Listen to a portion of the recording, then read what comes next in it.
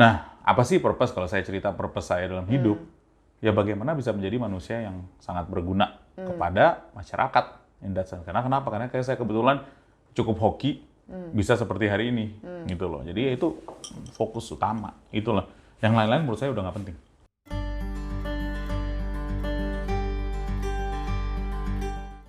Berarti yang resikonya cukup tinggi adalah kalau kita percaya sama centralized exchanges kan sebenarnya, gitu kan. Nah, itu adalah majority cryptocurrency company di Indonesia. Ya kan? Yang sebenarnya belum decentralized. Tapi that's essentially, makanya ini fundamental. Most people want to be regulated that way. Yeah. Nggak semua mau regulated the way lo membawa conversation. Yeah. Kurang lebih gitulah. Oke. Diplomatis ya, Kak? Ya, diplomatis dong. Nggak, tapi I mean, secara gue sebagai pensif dan kita juga punya produk cryptocurrency analytics. Oh, aku nggak tahu. Ya kan? Ya, bisa nanti ini makanya. Nggak, justru kita pengen membawa governance buat crypto. Governance-nya itu bukan dalam artian diregulasi ya, tapi at least untuk bad actors yang melakukan cryptocurrency transaction di hal-hal yang mungkin tidak baik atau dinilai tidak baik, itu bisa tertrace dengan lebih mudah. Itu bagus. Gitu. Dan memang sekarang isu governance dari awal, kenapa ini semua keluar, kripto itu kan gara-gara 2008 financial crisis semuanya mulai. Yeah. Bitcoin juga keluarnya dari sana, karena mereka ingin a better governance ruled by all. Yes. Democratize money, right? That's how it all started. Jadi mulainya memang dari situ. Ya tentu aja semakin market besar, dan ini jujur marketnya masih baru. Yeah. Even dibandingkan stock exchange, dibandingkan public market, ini masih baru. Makanya aku sebenarnya structurally bullish urusan soal crypto. Karena crypto as a whole jauh lebih kecil tetap dibandingkan public market. Yeah. You have to build it over time. Itu makanya balik lagi soal governance. Ini memang awalnya adalah perlawanan dengan uang, bisnis uang. Kenapa? Di situ dilihat waktu 2008 financial crisis dan barusan yang terjadi pada COVID, orang bisa print aja uang. Central bank, one person say print all, di print. Ya kan untuk menjaga inflation segala. And why is that one or two or three people can have a better say about your use of money than yourself? Itu sebenarnya. So anyway, it's good news karena long term you're bullish about crypto. Tapi short term kan of course volatility, ya kan? Kalau nggak itu nggak bener juga. Emang market begitu loh. Okay, alright, moving on. Kalau NFT? Secara NFT itu harus dipikir. Ini nggak tahu, makanya pengen tanya juga sama Farina. I think NFT is essentially moving overall market of NFT ya, and this metaverse is essentially moving economic value from a platform kepada individu-individu itu yang membuat sesuatu. So it gives you more power as a creator.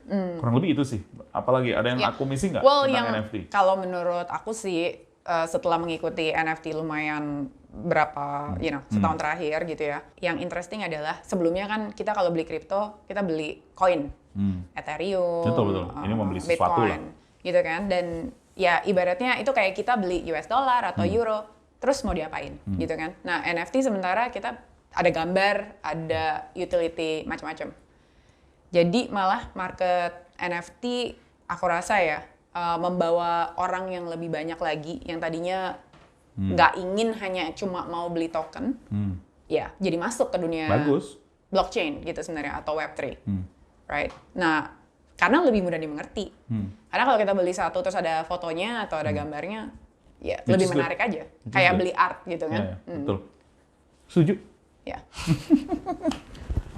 Tapi jadinya interesting karena orang-orang yang tadinya mungkin nggak akan beli kripto, mereka jadi beli karena mau beli NFT. Ya, benar nggak? I'm happy. Ya nggak tahu bener apa salah, bilang I'm just taking your opinion, take it as it. Karena market ini memang banyak berubah, semua creating it, ya setuju.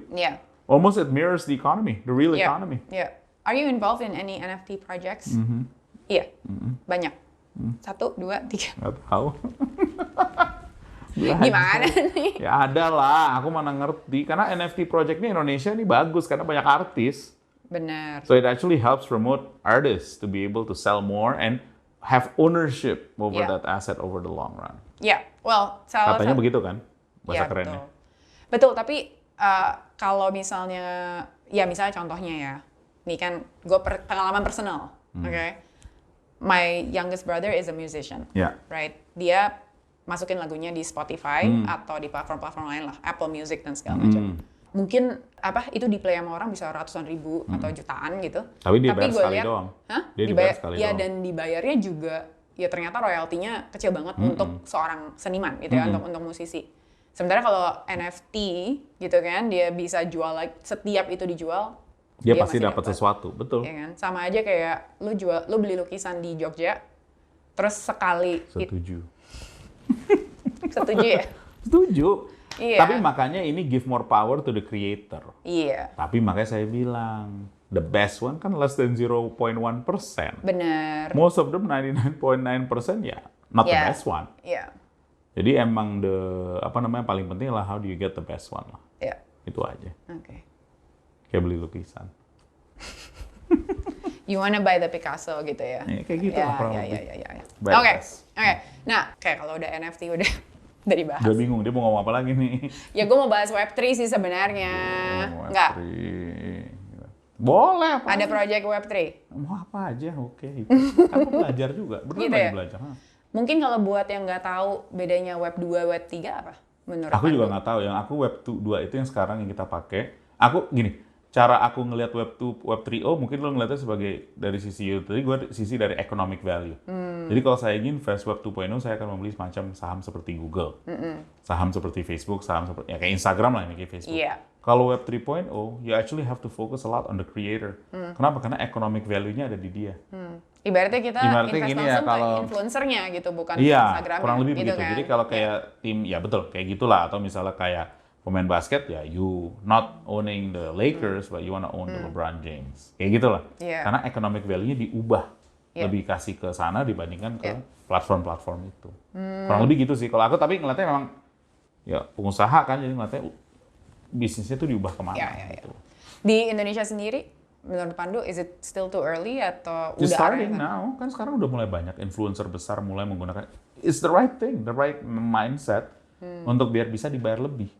Thread-nya kemana? Thread-nya kepada perusahaan-perusahaan media. Karena they're so used to be able to do this, mereka hosting, economic value-nya dari situ.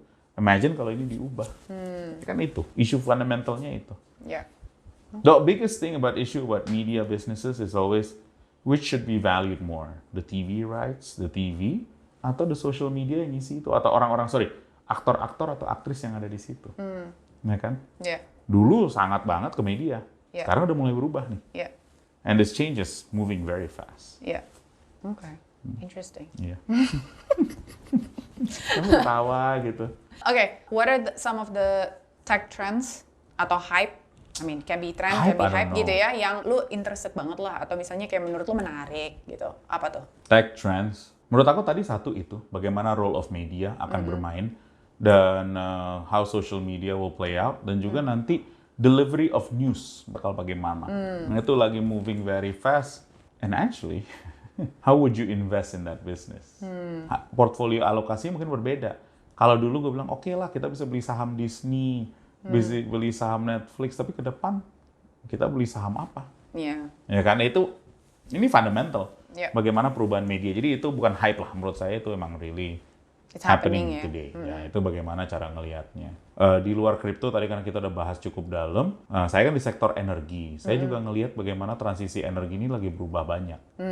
Dan ini akan ada perubahan baik values dan life quality. Nah, ini Jakarta lah. Jakarta kan is actually a mega city. Dan orangnya menurut saya sophisticated. Yeah. Ya, kita ini ngomongnya dari tadi sophisticated lah bahasanya kan. Nah, orang sophisticated tuh pengen hidup karena mereka biasa di mega cities, they expect the same, they demand the same. Isu terbesar di Jakarta, ini something yang passionate buat saya, jadi agak melintir dikit ya guys, adalah quality of life. Yeah. Quality of life apa? Udara. Orang selalu bilang, oh I want clean air, I want clean water, gini-gini.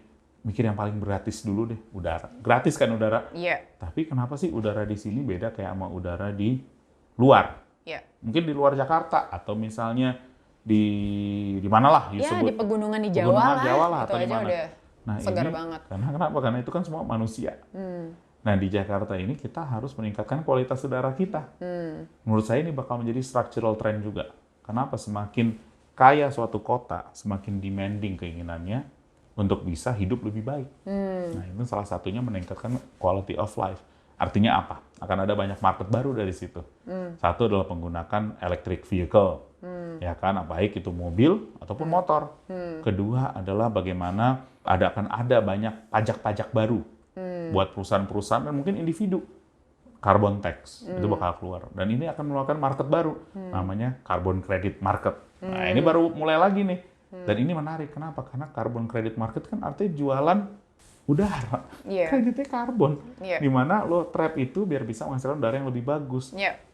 Itu gimana tuh kalau ngitung fraud yang bisa terjadi dari situ? Itu menarik juga. Pasti nanti mirip dengan kripto. Ini bagaimana sebagai aset kelas. Per hari ini masih kecil. Di dunia paling setiap hari transaksi $1 miliar. Kecil. Ya kan? Nah, ini akan growing very fast the next 5 to 10 years. Indonesia mungkin jadi salah satu yang paling besar di situ. Karena pasti akan ada pajak karbon.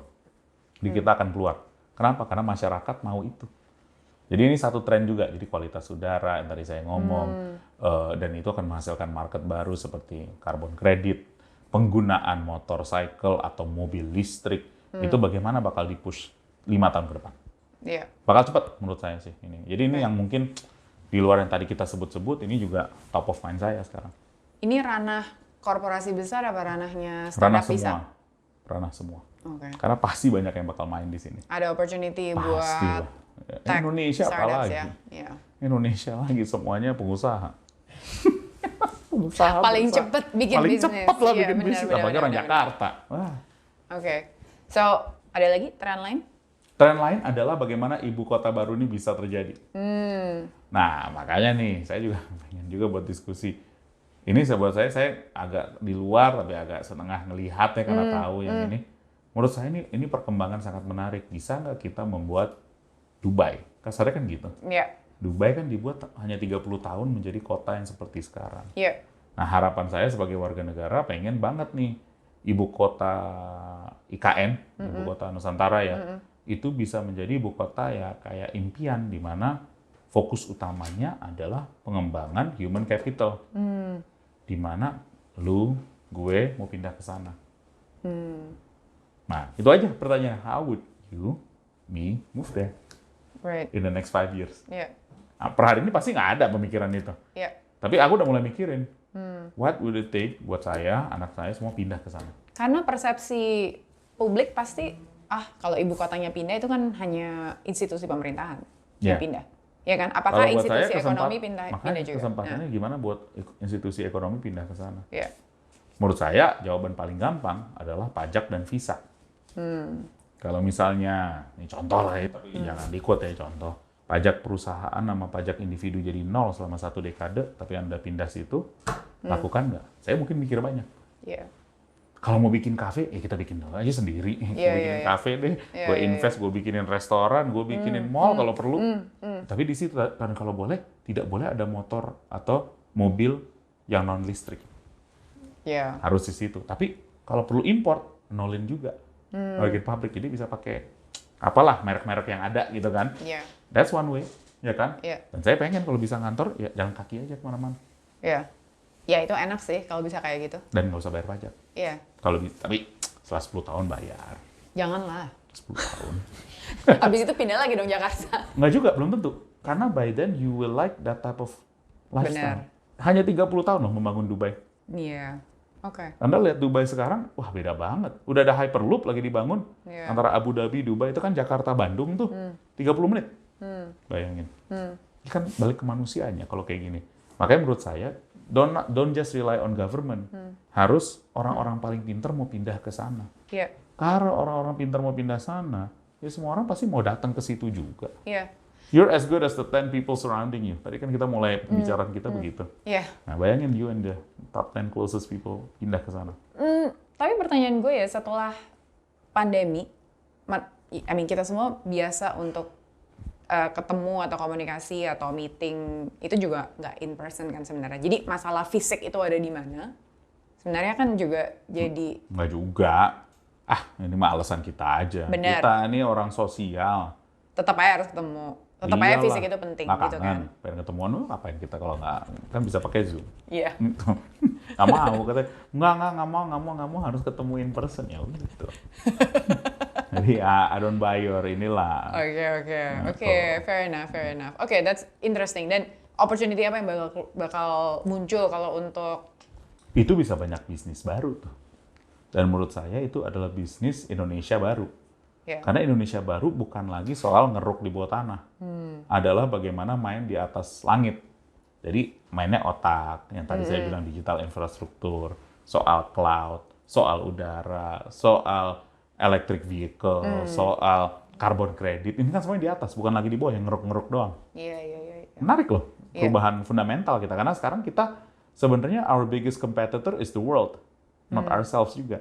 Jadi gimana kita meningkatkan human capacity kita, human capital kita, dan kita harus bikin mungkin ibu kota baru ini tempat di mana semua orang pintar di dunia bisa mau datang, tinggal. Well, apalagi dengan balik-balik lagi Web3 sih sebenarnya. Jadi udah decentralized banget, dan kita beneran nggak bersaing hanya sesama market Indonesia aja. Orang tuh bisa pindah, apalagi misalnya nih semua orang yang pintar-pintar, mereka mau pindah di tempat yang paling mereka suka.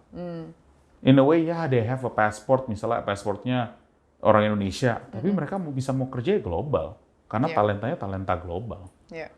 Orang Indonesia ini spesial, yang pintar-pintar sekarang masih mau balik ke Indonesia. Ada satu memang karena sayang dengan Indonesia, tapi kedua memang Indonesia makin kompetitif. Betul. It's getting better as a marketplace, job marketplace. Oke. Jadi opportunity-nya emang gede lah, makanya orang mau balik lagi ke sini. Semangat. Kita jangan mencampuri antara urusan nasionalisme kita, sayang kita sama Indonesia, dengan marketplace opportunity yang ada di Indonesia. Menurut saya sekarang Indonesia tuh at inflection point, di mana marketplace kita makin bagus, di mana kita bilang oke lah. I have my nationalist interest, sayang sama Indonesianya, tapi at this juncture, the opportunity cost untuk meninggalkan tempat saya di luar negeri, misalnya di Amerika, atau misalnya di Eropa, actually Indonesia is a better growth market buat saya per hari ini. Kan makanya banyak sekarang yang pindah ke Indonesia balik. Iya sih, betul. Faster than even our time. Lebih cepat. Iya, betul. Semua anak-anak yang sekolah dari sekolah yang bagus-bagus lah, Harvard, Stanford, semua, majority semua balik. Iya, betul. Oke. Pertanyaan sebelum rapid fire. Rapid fire apa sih? Rapid fire. Gue duduk dari tadi salah loh, ngeliatin ini, ngeliatin gini. Gue jadi nggak hadap-hadapan langsung. Gimana nih? Aduh. Oke, Far. If there's one thing yang lu pengen orang tuh take away from the conversation with you, itu apa? Kalau ada, ini kita belum discussin plan, karena dari tadi kita hanya ngomong aset, kelas lagi nih. Kita tuh kalau misalnya Anda bekerja, kalau ini fundamental ya buat saya, Anda harus punya purpose dan harus useful. Berguna, itu penting dari bekerja, segala hal lah. Karena hidup kan hanya sekali. Ya, kita pengen apapun yang Anda lakukan tuh banyak berguna. Buat siapapun lah. Bisa buat keluarga, teman dekat.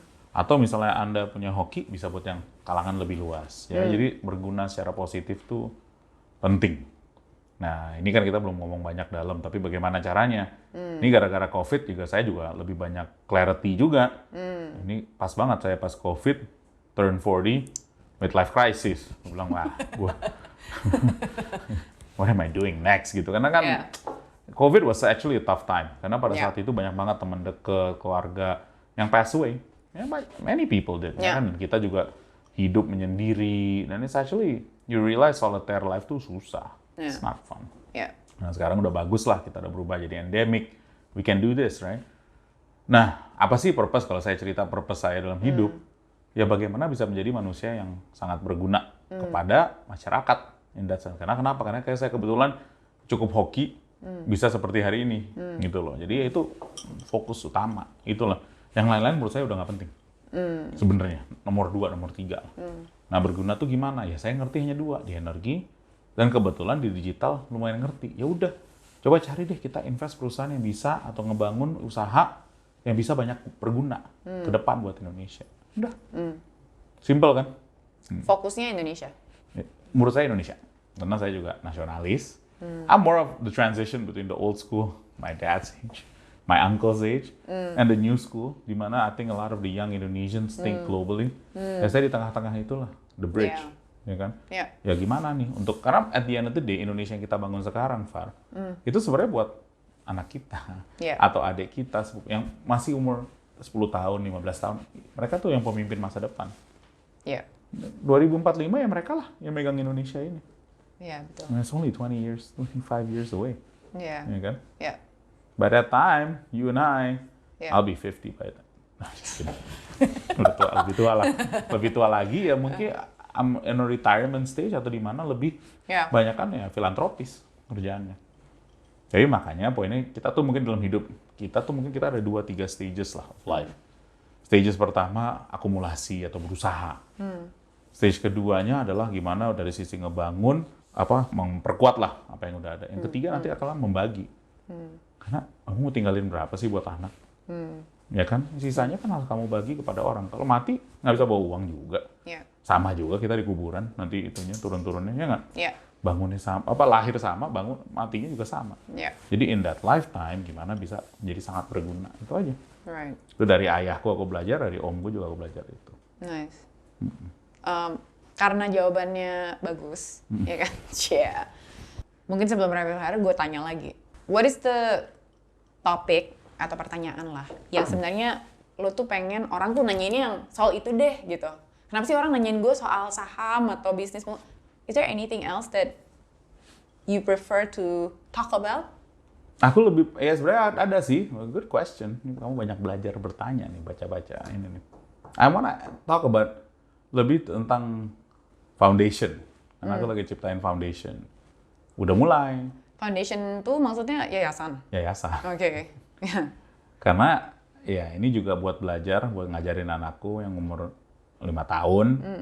Juga princess. Gue yang 5 tahun ini belajar sebenarnya kita ngapain sih dalam hidup kita, ya kan? Dan menurut saya, ya kebetulan saya banyak beruntung, sekarang tugasnya gimana membagi itu lebih banyak lagi. Nah, foundation saya jujur sangat fokus. Fokusnya apa? Fokusnya tadi balik energi transisi dan digitalisasi. Bedanya di sini, kita bukan buat mencari untung. Kita mencoba mencari impact yang besar. Jadi saya banyak fokus kualitas udara, investasinya yang banyak ngebantu ke sana. Digitalisasi, kita lebih banyak ngomong hal-hal yang mungkin sekarang orang nggak ngeliat, ini nggak bakal bikin uang. Tapi coba deh, kayak di sisi education, gimana disperse education, informasi tentang education. Ya jujur pemerintah di sini kan kebetulan menterinya juga ngerti teknologi, ya itu bagus, dia push, dia let him do that. Tapi dari sisi saya coba ngisi yang sebisa saya lah. Kedua juga saya mau coba bikin banyak jaringan ke luar negeri, ke sekolah-sekolah luar negeri untuk bukan necessarily masukin anak Indonesia ke luar negeri, bukan. Kalau itu udah banyak, tapi bagaimana bisa ngebawa profesor-profesor yang muda-muda yang bagus-bagus tentang misalnya perencanaan kota baru yang bersih untuk fokus ke Indonesia. Jadi narik orang nih. Kita gunain uang kita narik the best mind untuk ngeliatin Indonesia sebagai fokus. Karena sekali mereka kenal Indonesia pasti sayang. Jadi kayak marketing juga. Oke, kita gunain our money to be able to connect with the best universities, best professors yang muda untuk fokus ke Indonesia. Ya, kayaknya juga secara talenta yang ada sekarang, ya kan? Kayak kalau emang fokusnya mau digitalisasi, engineering talent juga kurang banget sekarang. Itu the next 1 decade itu kesempatan. Jadi kita investasi juga ke sana. Makanya saya bilang, salah satu dengan yayasan ini, ya ini selfish juga. For me, is that actually is for me to build better relationship dengan universitas-universitas terkemuka. Kenapa mereka terkemuka? Karena mereka investasinya banyak banget ke human capital. Itu yang susah. Kita nih di Indonesia kalau bisa memang universitas yang ada deh, coba membangun dana abadi. Dari dana abadi itu digunakan untuk investasi ke research dan ke guru besar. Biar pendapatan mereka juga besar. Dan habis itu, kalau misalnya ada startup dimulai dari universitas, seharusnya universitas juga dapat tuh. Saya banyak nih, kalau udah universitas bisa banyak deh, ya kan? Jadi makanya saya belajarnya gimana cara belajar ya. Saya mulai asosiasi diri saya dengan universitas yang saya pergi sekolah, gitu loh. Saya mulai nginvest di sana. Banyak kan orang mikir hanya donate, biar anaknya bisa masuk. Kalau aku nggak usah lah, anaknya mau terserah lah, ntar dia mau masuk kemana. Insya Allah bisa lah, kalau dia pintar. Tapi saya pengen untuk ngebangun network effect, gitu loh. Jadi I have access to the best minds in all these different universities. Gitu. Nah, itu aja. Wow, hebat sekali. Sangat inspirasional ya. Belajar. Tapi itu penting sih, karena mereka pintar-pintar, Bos. Jadi kalau saya ada MIT, itu buat bikin kota baru, mereka udah mikirin semua. Yeah. Stanford, apalagi udah mikirin sekarang mau bakal buka program sekolah tentang environment dong. Yeah. Keren loh. Yeah. Belajar gue kayak gitu-gitu. Longevity atau transhumanism dan Kalau lain-lain. longevity beda lagi sekolahnya. Ada lagi yang ngerjain itu. Jadi tentang, that's another gimana thing. orang bisa hidup sampai 150 tahun Ini misalnya. masalah orang yang punya duit. Yeah. Mereka pengen hidup forever. Yeah. Saya juga sama pengen lah hidup lebih lama, tapi itu tahu itu tergantung Tuhan. Yeah. Makanya yang penting kita hidup sehat. Yeah. Kalau bisa lebih muda lagi. Gitu. Itu ya. Uangnya dibuang ke sana. How do I look younger? How do I look better? Kayak gitu-gitu doang. Tapi di luar itu semua saya lebih mikirin gitu gimana saya bisa bawa the top talents, top minds mau datang ke Indonesia, fokus ke Indonesia untuk research. Bukan buat bisnis loh, buat research. Gitu nantilah, to next stage of life. Tapi I'm doing it now. Next stage of life Now. sekarang. Yeah. Udah nyampe Udah situ ya. mulai lah. Nice. Oke. Ya kerja maksudnya gini lah, kita kan kerja jam berapa sih Far? Jam 9 sama.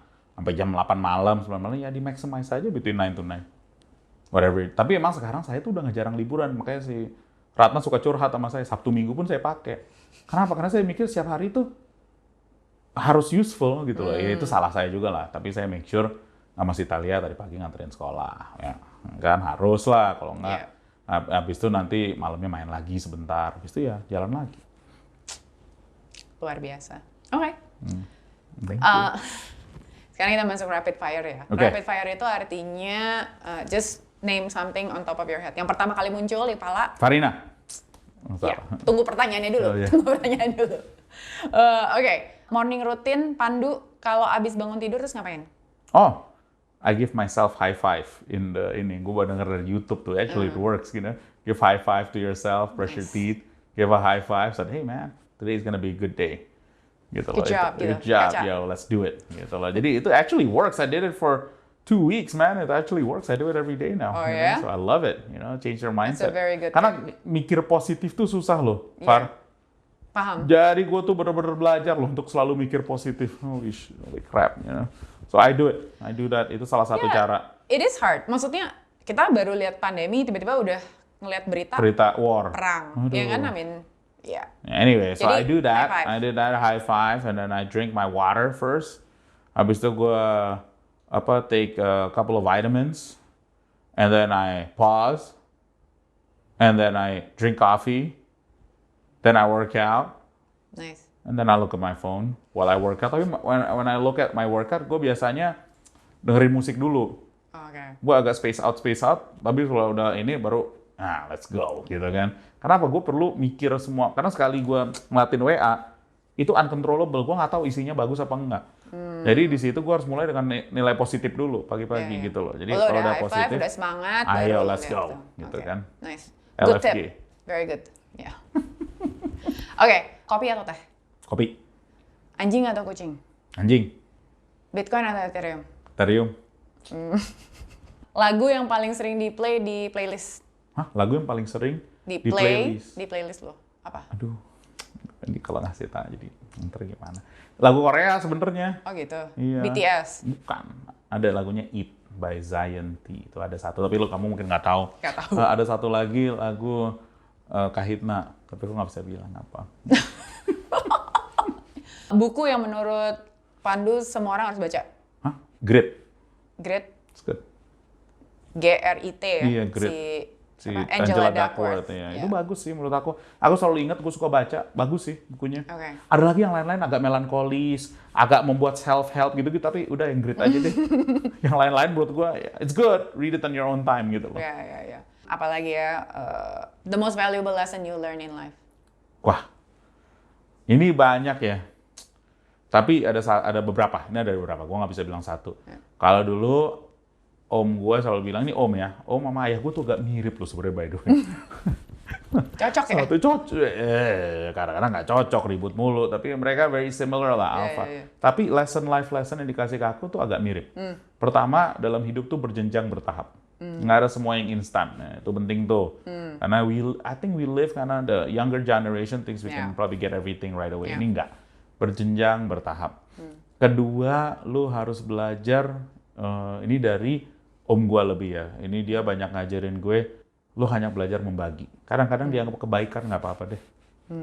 Ya kan? Kenapa? Nanti bakal ada berkahnya. Dan kalau bisa jangan terlalu arogan. Itu juga penting. I went through that stage, you know. I was an asshole. I still am probably, but I was, you know, I had to show. A better asshole now. I had to show, hey, I'm the smartest person in the room. Tapi terus sekarang gue sadar nggak juga lah. Gue malah belajar terus. Dan itu penting dari sisi mindset. Yang ketiga adalah lo harus belajar serving, to serve. Sekarang di semua organisasi kita learn to serve our stakeholder. Mau customer kita, mau company kita, mau sesama kita nih employees, how do we serve? Itu penting. Jadi tiga itulah. Nice. One thing that you wish people know more about you? Aku nih orangnya iseng banget sih. Itu mungkin harus tahu. Yang makin paling tahu aku tuh paling tahu bahwa aku nih orangnya iseng. Nggak nyebelin tapi iseng gitu loh. Dan isengku tuh bisa kadang-kadang gitu tapi sebenarnya niatnya baik gitu loh. Tapi aku emang orangnya iseng. Jahil. Gitu. Oke. Untuk stay sane lu ngapain? Stay sane? Wah, I work out. Every morning, tadi pagi juga udah workout. Setiap hari nggak ada? Aku 6 hari seminggu. No rest day? Ada. Ada restnya sebenarnya hari Kamis. Oke. Workoutnya ngapain? Di gym gitu? Gym atau berenang. Berenang aku 3 kali seminggu tuh. Itu kan belajar dari kakak Farine olahraganya all out. Nah, tapi aku tuh paling suka olahraga. To keep sane. Itu penting. Nice. Terakhir, yang paling penting dalam hidup apa? Punya values. Pegangan values itu untuk mengasih lo moral compass dalam apapun yang lo lakukan. Kayaknya values gue tuh ya simple banget. Yang serving, to serve itu penting. Harus belajar humility. Dan harus ada grit dalam bekerja. Humility itu penting. Dan terakhir harus belajar membagi. Dah itu aja. Aku kadang-kadang dibilangnya, wah kamu terlalu kebaikan. So what, man? Life is too short. Ya udahlah. Kalau ditipu ya udahlah, mau gimana? Kan ada karmanya juga, Mas. Akhirnya gue tahu harga lo segitu. Kalau nipu kan gitu. Ya udah, nggak apa-apa. Karena semua orang, there's always that price and people willing to do it. And it's okay. Then that's how you judge character. Udah, malah balik ke itu aja lah. Amazing. Luar biasa. Yang penting kopinya enak. Over coffee. Over coffee. Harus dong, kualitas. Terima kasih lo Pensif. Kita bisa. Terima kasih ya Pensif udah disponsorin. Oke. Well, thank you so much, Pandu Syahrir. That was a great interview. Terima kasih, Kakak. Terima kasih semuanya. Next time. Bye. Bye.